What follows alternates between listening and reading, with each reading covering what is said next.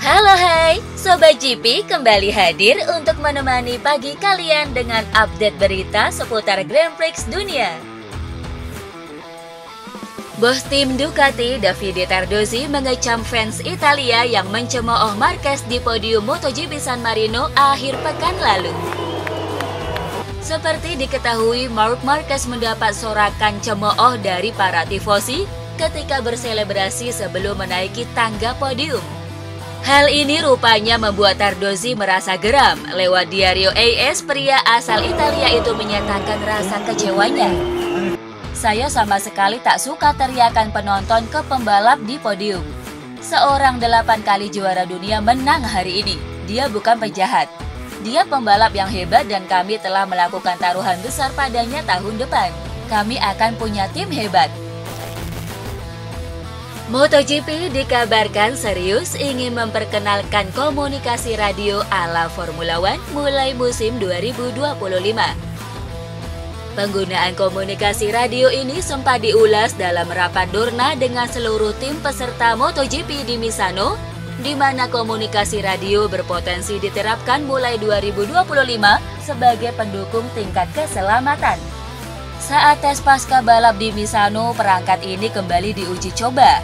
Namun perangkat radio kali ini tak lagi berupa earphone konvensional yang dimasukkan ke dalam lubang telinga mereka, melainkan berupa bone conduction headphone. Bone conduction headphone sendiri merupakan teknologi perangkat suara yang menciptakan getaran di tulang tengkorak demi menyampaikan gelombang suara menuju koklea telinga. Pada 2025, perangkat ini nantinya hanya dipakai satu arah, yakni dari race director menuju pembalap. Pada 2026, perangkat ini diharapkan bisa mendukung komunikasi dua arah sehingga para pembalap bisa berkomunikasi dengan race director. Dua rider KTM, Brad Binder dan Pedro Acosta mendapat kesempatan untuk menguji prototipe mesin KTM RC16 yang akan dipakai di musim 2025 mendatang. Ya, kesempatan ini diberikan kepada mereka karena keduanya dipastikan akan bertahan untuk MotoGP musim depan. Mesin baru yang dipakai ini memang jauh berbeda dari mesin RC16 versi 2024, namun demikian, sepertinya masih butuh pengembangan lebih lanjut. Pasalnya, dalam pengujian tersebut Binder hanya menempati urutan ke-11, sedangkan Acosta berada di urutan yang lebih baik, yakni di posisi 4.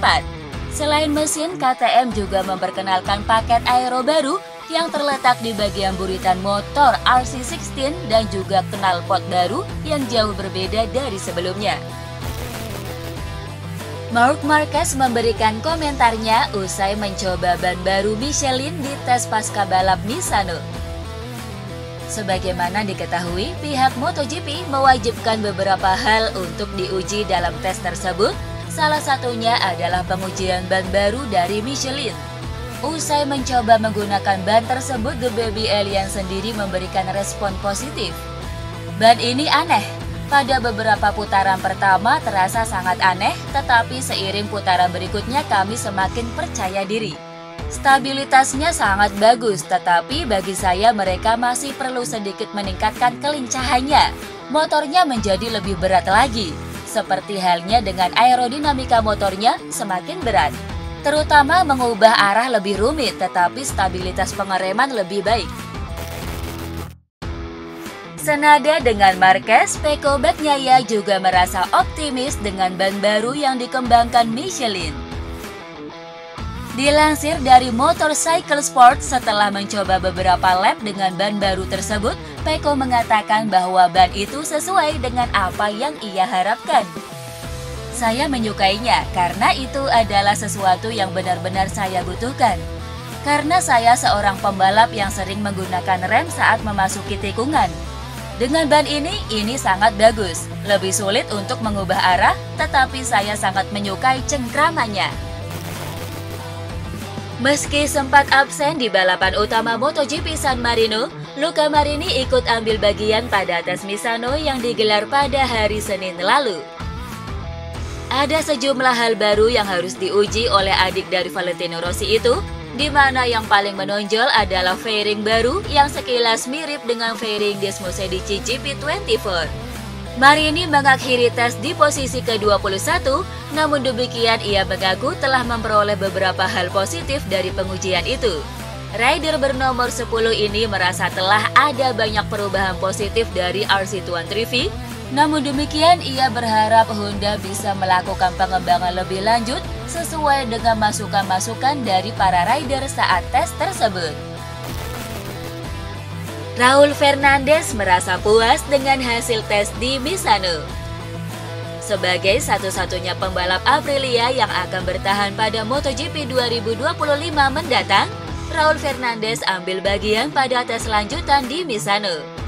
Mengendarai Aprilia RSGP versi 2025, Fernandez mendapati sensasi luar biasa dan ia menikmati percobaan dengan beberapa komponen baru pada motor RSGP. Fernandez pun berharap Aprilia bisa memanfaatkan hasil tes di Misano sebaik mungkin.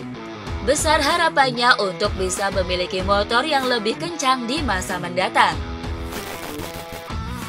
Usai pekan balap di Misano, Honda memberi kejutan dengan mengumumkan bahwa pihaknya akan berpisah dengan sponsor utama mereka, Repsol. Kabar ini jelas mengagetkan banyak pihak lantaran kolaborasi mereka bisa dibilang sebagai kolaborasi legendaris di ajang MotoGP. Mendengar perpisahan ini, Pol Espargaro yang pernah berseragam Repsol Honda pun merasa kaget dan bahkan kecewa. Saya merinding mendengar kabar perginya Repsol dari Honda, tapi saya pribadi berterima kasih kepada mereka atas dukungan mereka terhadap olahraga ini, karena mereka telah memberi kami banyak hal. Ada banyak podium dengan pembalap Repsol di podium dan itu sangat disayangkan. Namun terkadang Anda harus mundur selangkah untuk kemudian maju 2 langkah. Saya harap ini bukan perpisahan, hanya sampai jumpa dan Repsol kembali ke jalur yang benar dengan MotoGP. Mereka tentu saja merupakan mitra yang diinginkan oleh setiap organisasi di sisinya. Tak hanya Polizio, nada kekecewaan juga terlontar dari mulut Marc Marquez yang pernah menjadi bagian tim Repsol Honda dari 2013 sampai 2023 lalu. Rider berjuluk The Baby Alien ini menyebut berita ini sebagai kabar buruk bukan hanya bagi Honda, akan tetapi bagi ajang Grand Prix MotoGP. Sayang sekali ini bukan kabar baik, saya merasa menjadi bagian dari keluarga Repsol dan juga Honda. Mungkin saya tidak akan pernah menghabiskan waktu bertahun-tahun terhubung dengan sponsor lagi dalam hidup saya, seperti yang saya lakukan dengan mereka. Ini bukan kabar baik untuk Grand Prix. Saya berharap mereka menemukan cara untuk terus terlibat di MotoGP, karena mereka kehilangan sponsor bersejarah dan yang paling berkontribusi pada olahraga ini. Tim Aston Martin mengumumkan bergabungnya Adrian Newey sebagai perancang mobil di tahun 2025 mendatang. Ya, Newey akan mulai bekerja untuk Aston Martin pada 1 Maret 2025, di mana dirinya akan mulai merancang mobil untuk musim 2026. Dari rilis resmi Formula One, Newey sendiri mengatakan bahwa salah satu alasan utamanya ia bergabung ke Aston Martin adalah karena daya tarik dari pemiliknya, Lawrence Stroll. Ia tertarik dengan gairah, komitmen, dan antusiasme dari Stroll di ajang Formula One. Hal ini terlihat dari pengembangan kampus teknologi AMR dan terowongan angin baru di Silverstone yang tidak hanya canggih, tetapi juga memiliki tata letak yang menciptakan lingkungan yang hebat untuk bekerja.